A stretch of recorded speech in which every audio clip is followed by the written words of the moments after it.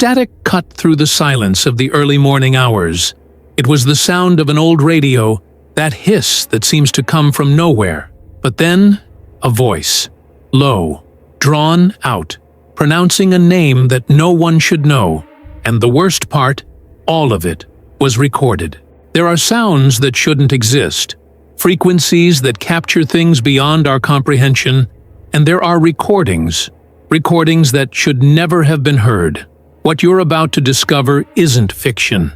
These are real accounts, documented, archived in old tapes and testimonies that have spanned decades. Stories of ordinary people who tuned into something not of this world. And once you hear it, something inside you changes, because certain voices never go silent. Before we continue, if you feel that chill running up your spine, subscribe to the channel and hit the bell icon.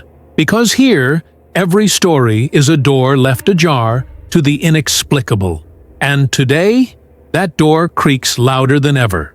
Leave a like if you have the courage to listen until the end, because not everyone can. It was a cold November night in 1989. In the countryside of a small Midwestern town, a radio technician named Robert worked alone at the local station. The broadcaster was modest, operating in an old two-story building with exposed brick walls and a permanent smell of mold and aged paper. Robert was used to the solitude of those late nights. He preferred it that way. Fewer people, less talk, just him, the equipment, and the sound of static filling the gaps between songs. That night, around 2:30 in the morning, he was adjusting the transmission frequency when he noticed something strange, a noise. It wasn't the usual hiss. It was different, deeper, as if something was trying to break through the signal. Robert frowned and turned the receiver knob, trying to clear the interference. But the sound didn't disappear. On the contrary, it began to take shape. First, it was just a murmur. Then, syllables. Then, words. The voice was muffled, distant, but undeniably human. Or almost. It was saying something he couldn't understand. Robert felt his heart race. He looked around. He was alone. The lights flickered weakly in the empty hallway. He brought his ear closer to the speaker. And then, the voice said his name. Robert. Clear. Sharp. As if someone were right beside him, whispering directly in his ear. He recoiled from the chair, knocking over a mug of cold coffee that was sitting on the desk. The dark liquid spread across the papers, but he didn't care. He just stared at the equipment. The voice continued, repeating the name, always with the same intonation, always with that dragged slowness, as if each syllable were pronounced underwater. He turned off the radio, unplugged the cable from the outlet, but the sound continued. Coming from where? The walls? The ceiling? The air around him? Robert began to sweat. He felt the cold climb up his spine. And then, in the middle of the forced silence, he heard something else. Footsteps. Slow, climbing the stairs. He knew there was no one else in the building. He knew. But the footsteps continued, one by one, methodical, as if someone were climbing without hurry, knowing exactly where he was. Would you believe it, if you were in his place? Robert didn't wait to find out. He grabbed his keys, turned off all the lights, and ran out the back door. He didn't look back. He drove to his house, locked the door, closed all the windows, and spent the rest of the night awake, sitting in the living room with all the lights on. He never returned to that station. He quit by phone, moved to another state 6 months later. But the recording remained. Because Robert, even terrified, had the instinct to press the record button. Everything was captured. The voice, the name, the static. And years later, when the station closed and the archives were donated to a local museum, someone found that tape and listened and felt the same cold that Robert felt that night.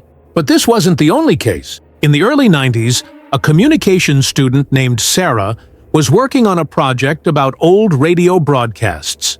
She had access to a collection of recordings from programs dating from the 50s through the 80s. They were well-preserved tapes, most with interviews, news reports, and musical shows. Nothing abnormal, until she found a tape without a label. Just a number written by hand, 37. Curious, Sarah put the tape on. At first, it was just silence. Then, a low hiss. She turned up the volume, waited, and then it began. A male voice, formal, reading what seemed like a weather report. Temperature, humidity, forecast for the week. All normal, until the voice stopped mid-sentence, and the silence returned. Sarah was about to remove the tape when she heard it. Breathing, heavy, too close, as if someone had their mouth pressed against the microphone. She felt a tightness in her chest. And then, the voice returned. But it wasn't the same. It was different, higher-pitched, almost childlike, and it said only one thing, repeatedly. "They are listening." Sarah paused the tape. She looked around the empty library room. She felt an irrational cold rise through her body. She rewound the tape a few seconds and played it again. The voice was still there. Always the same phrase. Always the same tone. Like a warning or a threat. She turned off the device, put away the tape, and left the library early that day. But at night, alone in her apartment, she couldn't stop thinking. Who was listening? Listening to what? And why did that voice sound so wrong? As if it didn't belong to any real person. As if it were something trying to imitate a human being but failing in the details. Sarah didn't sleep well. She dreamed of static, of overlapping voices, of her own name being called by something she couldn't see. The next day, she returned to the library. She looked for tape 37. It was no longer there. She asked the staff. Nobody knew anything. No borrowing record, no movement in the collection. The tape simply disappeared, as if it had never existed. But Sarah knew she had heard it, knew that voice was recorded somewhere, and knew that she wasn't alone when she listened. Because there are things that, once heard, create a connection, an invisible thread between you and something on the other side, and that thread never breaks. There are theories, many. Some say that certain radio frequencies can capture residual energy, echoes of old conversations, thoughts lost in the ether, voices of people who no longer exist. Others believe that electronic equipment, especially older ones, function as portals, windows to dimensions that coexist with ours, separated only by a thin layer of reality, and that sometimes that layer ruptures, and something crosses over. There are documented reports of radio operators who captured impossible transmissions, conversations in dead languages, music that was never recorded, voices of people who died decades earlier, speaking as if they were still alive, and the most disturbing, voices that know things no one should know, names, addresses, secrets, as if they were watching, always watching. A particularly frightening case happened in 2006. An amateur radio enthusiast named Michael set up a small station in his garage. He liked to broadcast alternative music and chat with listeners in the early morning hours. It was a hobby, nothing professional. But one night, during the broadcast, he received a call. The voice on the other end was calm, almost friendly, but it said strange things. It spoke about Michael as if it had known him for years. It mentioned details from his childhood, from his family, things he had never told anyone. Michael, uncomfortable, tried to end the call, but the voice insisted. It said it had been listening for a long time, that it had always been there, and that, now, it needed to be heard. Michael hung up the phone, but the voice didn't stop. It continued coming out of the radio, from the speaker, from the equipment, without a phone line, without connection, just there, speaking, knowing. Michael turned everything off and ran out. He abandoned the equipment, never broadcast again. Months later, he told the story to a friend.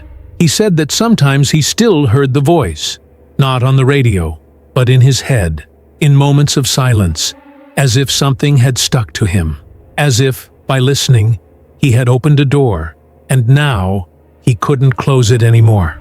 Have you ever stopped to think how many voices pass through the air every day? How many conversations? How many transmissions? How many signals cross the space around us without us noticing? What if, among all of that, there are other things that aren't human, that aren't alive, but that, somehow, are there, waiting, just waiting to be heard? Some say that radio is one of humanity's most dangerous inventions, not because of the technology itself, but because of what it allows, the way it tears the veil between worlds, how it gives voice to what should remain silent.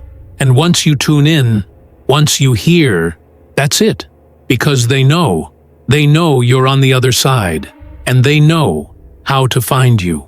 Let's go back to Robert. Years after that night, already living in another state, working in another field, trying to forget, he received a letter. No return address, just his name on the envelope. Inside, a single sentence written by hand. "I'm still listening." Robert felt his blood freeze.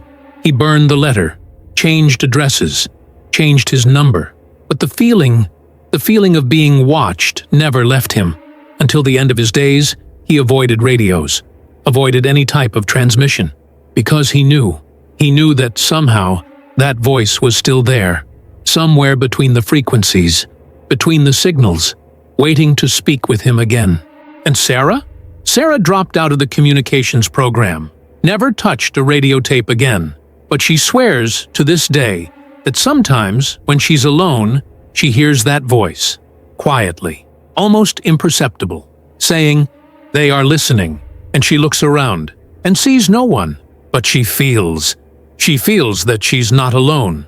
Michael stopped sleeping properly. He developed chronic insomnia.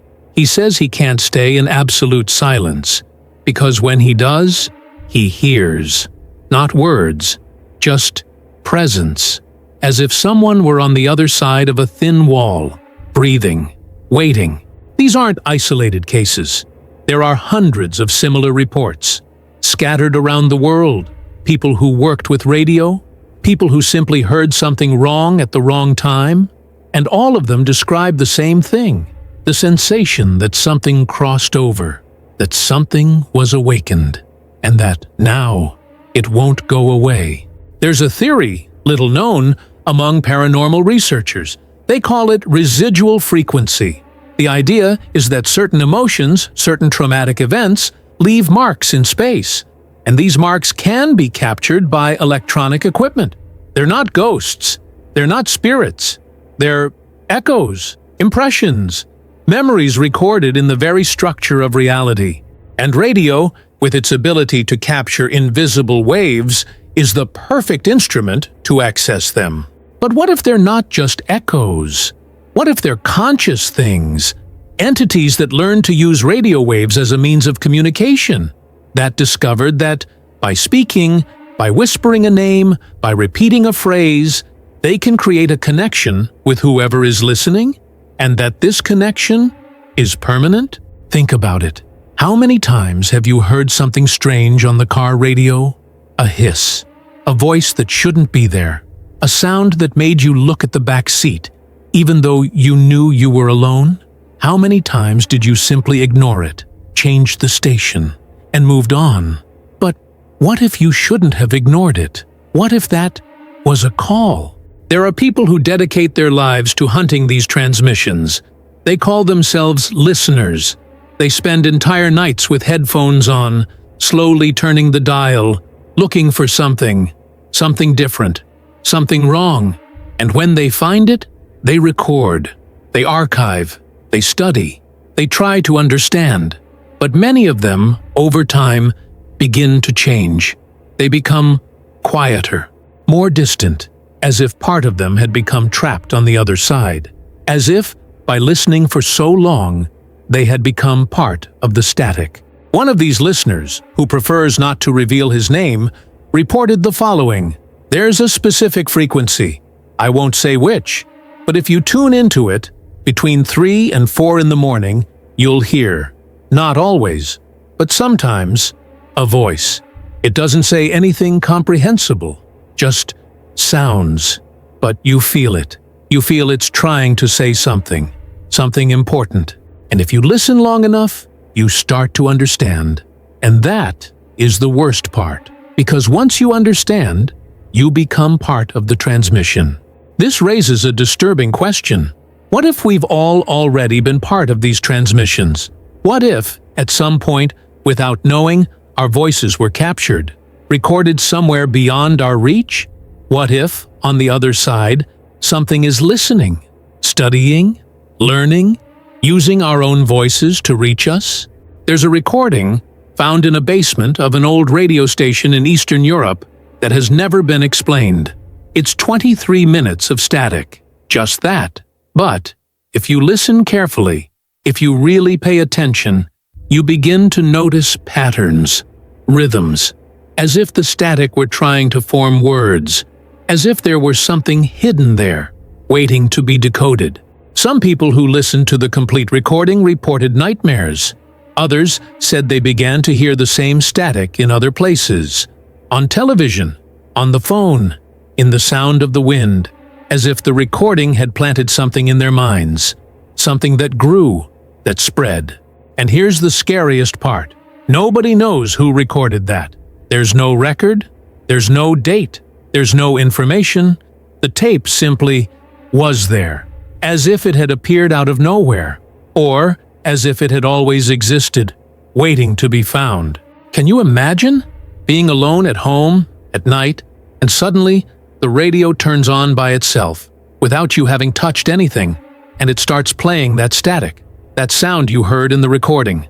And then, a voice, your voice, saying things you never said, in a tone you would never use, and you realize that you're not listening to a recording, you're listening to something happening. Now, in real time, from the other side, many try to rationalize. They say they're just interferences, crossed signals, echoes of old transmissions. But how do you explain the names? How do you explain the personal information? How do you explain the fear, that deep, irrational, visceral fear you feel when you hear something that shouldn't exist? Robert, Sarah, Michael, they're real. The names were changed, but the stories are true. And there are hundreds, perhaps thousands of other people who experienced something similar. People who, for a brief moment, tuned into something not of this world, and who, since then, carry an invisible mark, a connection, a thread that pulls from time to time, reminding them that they're still there, listening. Some say you can protect yourself, that there are ways to block these transmissions, that there are rituals, objects, words. But the truth is that nobody really knows, because we don't know what we're dealing with. We don't know if they're entities, if they're energies, if there's something completely beyond our understanding. All we know is that they exist, and that somehow they can reach us, through the radio, through static, through silence. And here's the part nobody likes to admit. All of us, at some point, have already felt it. That sensation of being watched, of not being alone, that there's something just beyond the corner of your vision, something that disappears when you turn your head, but that you know was there. And maybe, just maybe, these things have been trying to talk to us for a long time, and we simply weren't listening until now. The recordings keep appearing at auctions, at thrift stores, in boxes forgotten in basements, always without explanation, always with that same tone, that same strange quality that makes your skin crawl, and there's always someone curious enough to press play, to listen, to connect, and then it's too late. Because there are things that, once heard, cannot be unheard. Certain voices stick to you, echo in your mind, and the more you try to forget, the more they seem to grow, until, one night, alone in the dark, you realize you're not just remembering, you're hearing again. And this time, it's different, because this time, they know your name. If you're listening to this now, maybe it's too late. Maybe, by getting this far, you've already opened the door. You've already created the connection. And maybe, when you turn off this video, when the silence returns, you'll hear a hiss, static, a voice, saying something only you should know. And when that happens, don't try to understand. Don't try to respond. Just turn it off. And pray that's enough. Because there are things in the universe that don't want to hurt us. They don't want to scare us. They just want to be heard. And they'll use any means possible for that. Radio, television, the telephone. And when there are no more devices, they'll use the only thing left, your own mind. Because once connected, you become part of the transmission. And transmissions never end. They just change frequency. They say that somewhere in the world, there's still a station broadcasting. 24 hours, 7 days a week. No breaks, no intervals, just static. And that, if you search long enough, if you turn the dial at the right time, in the right place, you'll find it. And you'll hear, and you'll understand, and you'll realize that you're not alone, that you never were, that they've always been there, waiting, just waiting, for someone to finally listen. Robert died in 2017, heart attack, the doctors said. But the people who knew him know the truth. They know he spent the last years of his life afraid to sleep, afraid of silence, afraid of hearing that voice again. And on the day he died, they found something strange in his house. An old radio, turned off, no batteries, not connected to anything. But when the police examined it, it was warm, as if it had been used recently, as if someone or something had been listening. Sarah is still alive. She lives alone, doesn't use radio, doesn't have television, doesn't answer the phone. She lives in silence. But sometimes, when the wind hits the window, when the house creaks at night, she hears, and she closes her eyes and counts to 10 and hopes it passes, because she knows that if she pays attention, if she really listens, she'll recognize that voice, and she won't be able to forget. Again, Michael disappeared. He simply vanished. Nobody knows where he went. Some say he entered a psychiatric hospital. Others say he went to live in the middle of nowhere, far from any signal, from any technology. But there's a story, unconfirmed, that he left a message, a recording, where he says with a trembling voice, almost crying, "I finally understood. I know what they want. And I can't let anyone else hear. Because if they hear, they'll know too. And there's no going back. There's no going back." And tape 37? It was never found. But there are rumors. They say it circulates, that it passes from hand to hand, that it always finds someone curious, someone who doesn't believe, and that, when that person listens, the tape disappears again and starts over, searching, always searching, for the next listener, for the next link, for the next connection. Are you still there? Still listening? Then maybe it's already too late.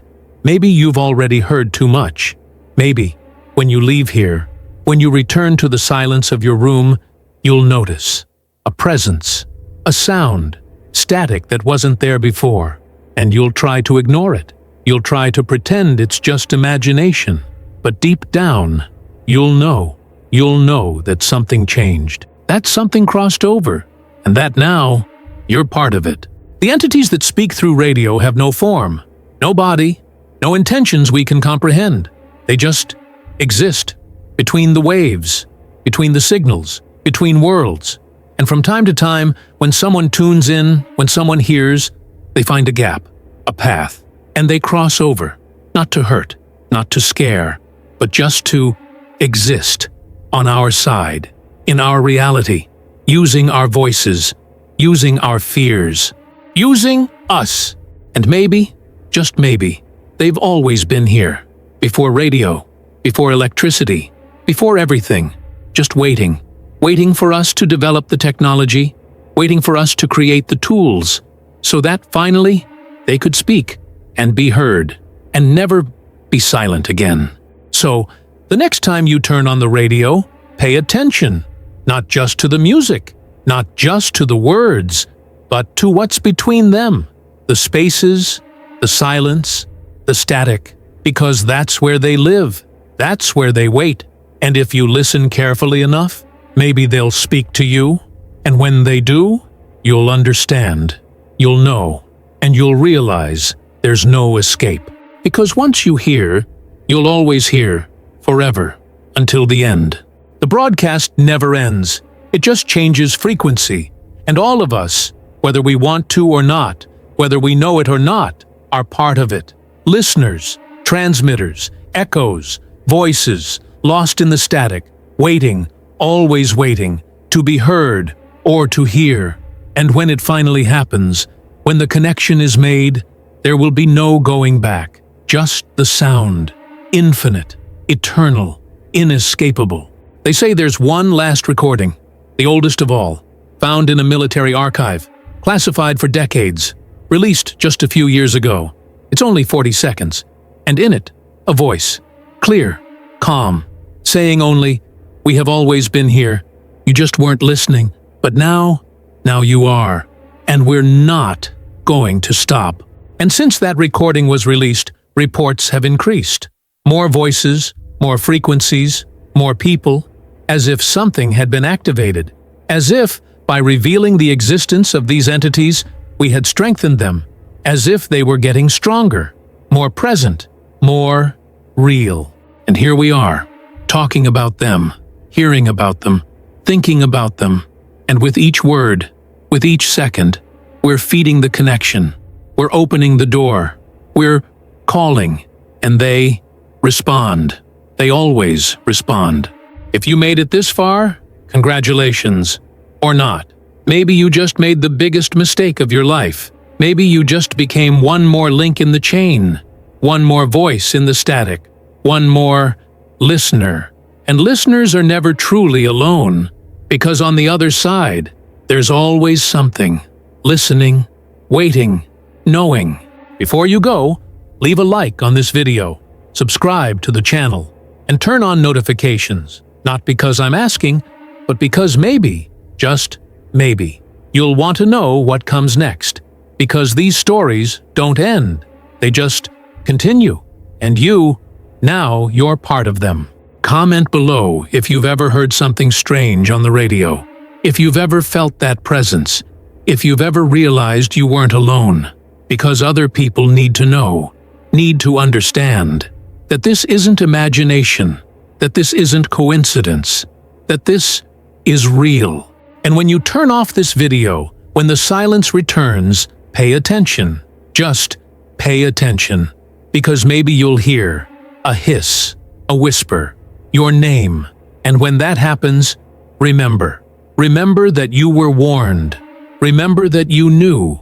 And remember that there's no going back. Just the sound, infinite and eternal.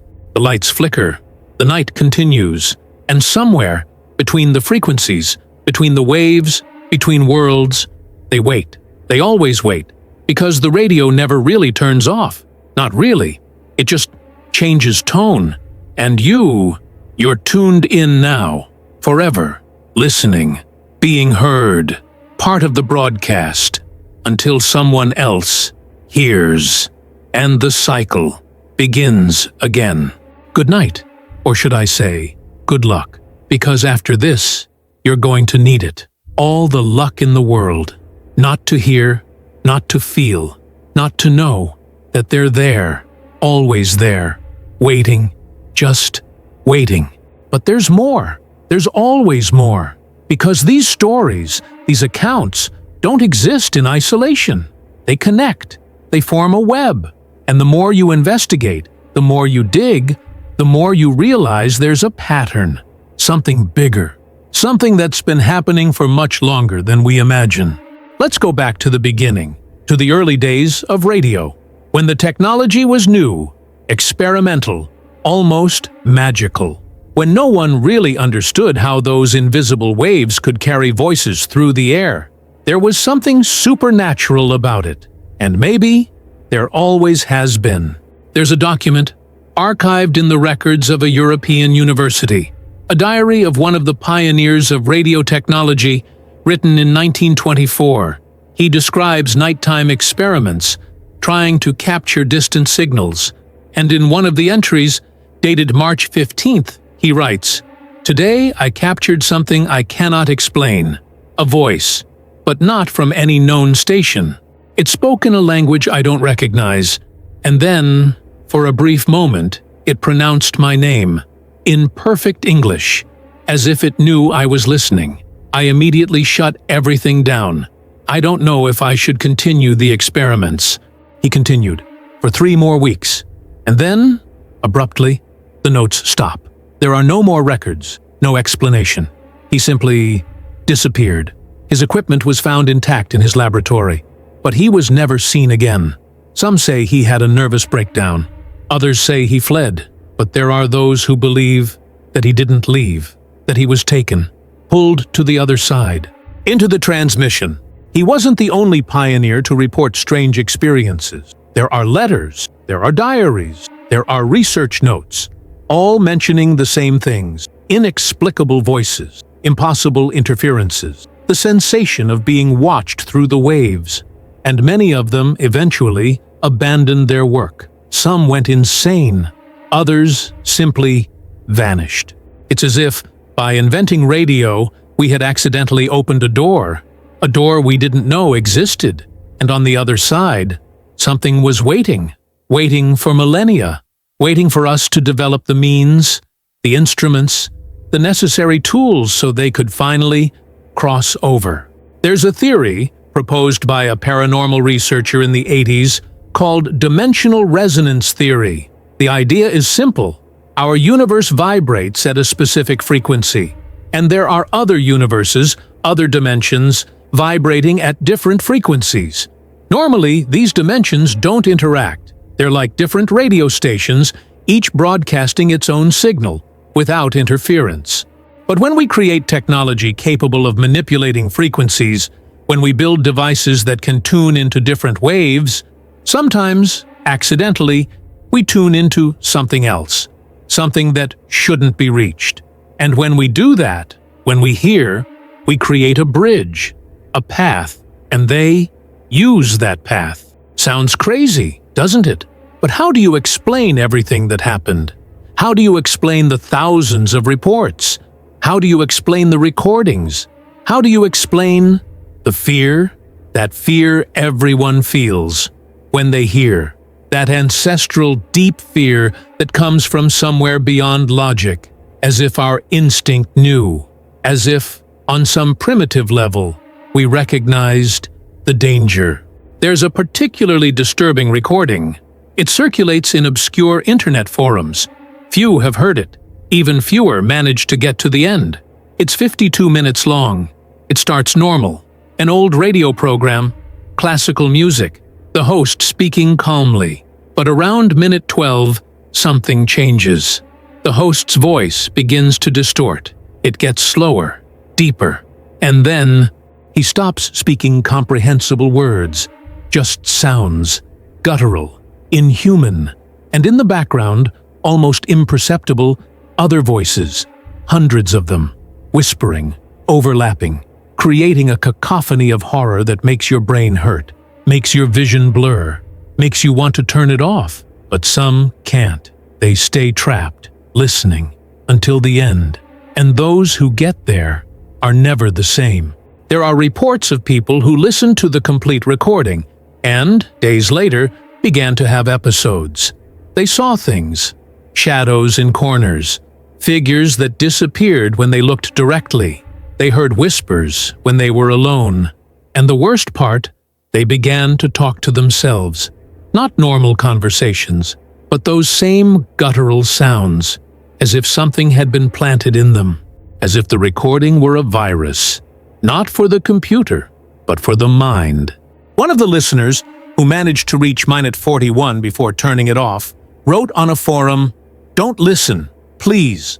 I don't know what that is, but it's not human, and it's not just sound. It's like it's alive, as if it reacted to you. At minute 25, I swore I heard my name, At minute 33, I heard my home address. I turned it off and deleted everything. But I still hear it. Sometimes, when it's quiet, as if it stuck to me. Don't listen. But of course, people listen. Out of curiosity, out of challenge, out of disbelief. And some never come back to tell what they found. They just disappear from the forums, stop responding, and eventually, their profiles are deleted, as if they had never existed, as if they had been erased. You might be thinking, this is just internet urban legend, exaggerated stories. But then, how do you explain the real cases? Robert, Sarah, Michael, and hundreds of others, documented, verified, real. People who touched something, who heard something, and who, since then, carry the weight of that experience. There's something about radio, something about the way it works, the way it captures invisible voices and makes them audible. It's like magic, but all magic has a price.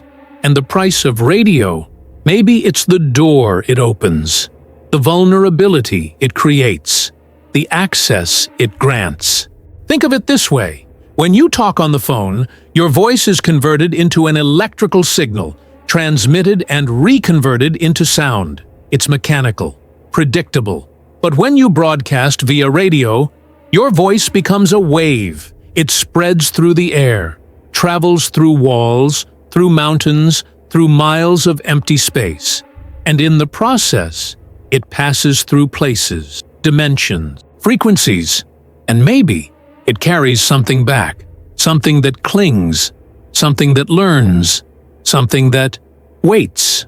Old radio operators knew this, not with certainty, not with science, but intuitively. Many had rituals, small superstitions, not to broadcast after midnight. Never mention your full name on air. Always completely shut down the equipment before leaving. It sounds silly, but maybe it's not. Maybe they were forms of protection, ways to keep the door closed. But today, with the internet, with digital transmissions, with signals saturating every inch of the planet, there's no way to close the door anymore. It's wide open, and whatever is on the other side is crossing over, more and more, every day, with every transmission, with every person who listens. Have you ever stopped to think how many devices around you can pick up signals? Your cell phone, your computer, your router, your television, even your smart refrigerator. All of them, on some level, are receivers. And if they're receivers, they can receive things that weren't sent by humans. They can pick up other things. There are recent reports, very recent, of people hearing voices in their smart devices. Alexa, Siri, Google Assistant, answering questions that weren't asked, saying strange things, turning off by themselves, turning on in the middle of the night. And when technicians check, they find nothing. No bug, no error, just inexplicable behavior, as if the devices had been invaded, not by hackers, but by something else. Imagine, you're sleeping, and at 3 a.m, your virtual assistant starts talking, with a voice that isn't hers, a distorted voice, saying your name, describing your room, saying things only you know, and when you yell for it to stop, to shut off, it doesn't obey. It just continues, speaking, knowing, until you rip the plug from the outlet. And even then, for a second, you still hear the voice, echoing, not from the device, but from inside your head. This has happened to more people than you imagine, but nobody talks about it, because who would believe? It sounds like madness, paranoia, but for those who lived it, it's real as breathing, as fear, as the absolute certainty that something crossed over. And maybe, just maybe, that's the plan. Not of malignant beings, not of demons or spirits, but of entities that simply exist differently, that inhabit frequencies, that live in waves, and that, slowly, discovered how to reach our world, how to touch our minds, how to use our own technology against us, or maybe not against, maybe just to exist, to be, to not be alone on the other side. Because maybe, in the end, they're like us, lonely, looking for connection, looking for someone to listen. And we, with our radio, with our technology, gave them exactly that. The chance, the bridge, the path, and now there's no way to undo it. The transmissions continue, 24 hours, 7 days a week, signals crossing the planet. And among those signals, hidden, camouflaged, disguised, they are the voices, the entities, the echoes, waiting, just waiting, for someone to tune in, for someone to listen, for someone to let them in. And you're listening now. You're thinking about it. You're wondering if it's real. And in this exact moment, maybe, just maybe, you're already connected. You've already opened your door, and something is listening from the other side, waiting for the right moment to whisper your name and make you understand that you were never alone. Turn off your devices tonight, all of them, completely. Unplug them and sit in the silence, in the dark, and listen. Just listen. And if you hear anything at all, don't respond. Don't try to understand. Just accept that there are things in this universe that go beyond our comprehension, and that some of them are closer than we'd like to believe. Radio changed the world, connected people, brought information, entertainment, culture, but it also brought something more, something that was always there, on the other side, waiting. And now that the door is open, there's no way to close it. Just coexist.